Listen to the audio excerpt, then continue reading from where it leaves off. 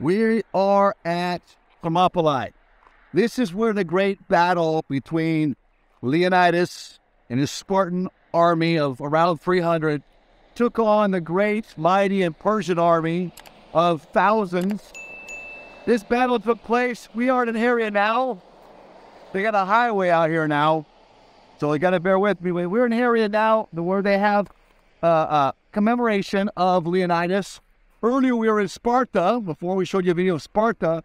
This is where the battle actually took place. If Leonidas would have died somewhere, this would have been a shoreline of about 100 yards, 100 meters. This battle would have taken place in his area, up in these mountains, somewhere in that narrow strait, where Leonidas, as a great general, had created a strategy to cut off the army. They couldn't defeat them with just 300, a little over 300 men. The rest of the men went back to Sparta, went to Athens to warn Athens. But the Persians were marching down the shoreline. They had lined their boats up, coming across the ocean just on the other side of us here. And they were coming across. They marched across their boats, coming across down the shoreline, headed to Athens to destroy Athens, because Xerxes, well, his dad got defeated by the Greeks, and he had this vengeance. It was just to come in here and destroy Athens. And what we saw earlier was Athens destroyed by the Persians.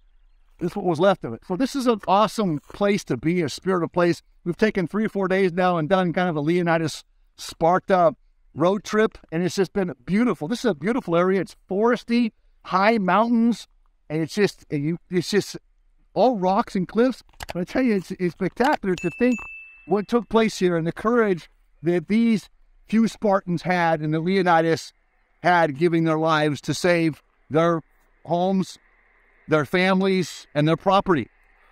I think we can learn a lesson from Leonidas and the Spartans, and it's just been a really, really awesome experience, feeling the spirit of place and being here so many years later, 2,400 years later.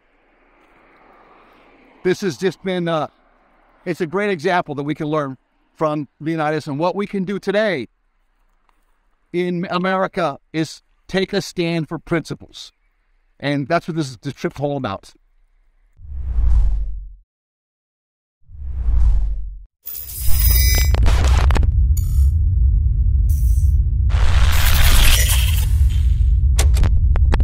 All right, it's going to be dark, this video you're going to watch.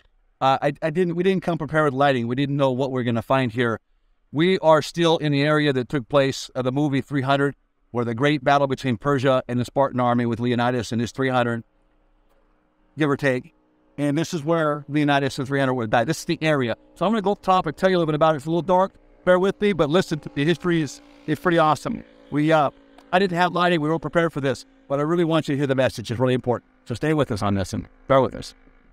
Right now, we are standing in an area where they found a whole bunch of Persian arrows, which is the belief. This hill right here, this cut. Was an old stone that was commemorating where Leonidas most likely died. This is where the whole barrage of arrows came down on him and killed off the 300 plus men that withstood the great Persian army. Over here, down here in this gully, this would have been much higher 2,400 years ago. The ocean would have been about where the commemorative statue is over here. So they would have had to march, thousands of men would have marched through here, avenge this thing. Xerxes would have wanted to fight Leonidas right down in here. Between this mountain here and this would have been higher, they would have come up and through here. And this is where they found a bunch of Persian arrows to commemorate. This is most likely, this hill is where Leonidas and his 300 men died for making that stand to defend their families, their property, and their freedoms. It's emotional to me. And I think we can learn things from that. Today, we're having our freedoms taken from us in America, and nobody's making stands, or very few people are making stands. It's so few that those who are taking our freedoms are able to cancel them out. We need to come together. And I'm not saying we come together for a great battle, but we need to battle with our mouths and battle with our actions. And I'm saying this in love so we can bring unity back again. But this is something that, well, if you ever have a chance to come to Greece, come and do this trip. And think about it. Think about what Leonidas stood for.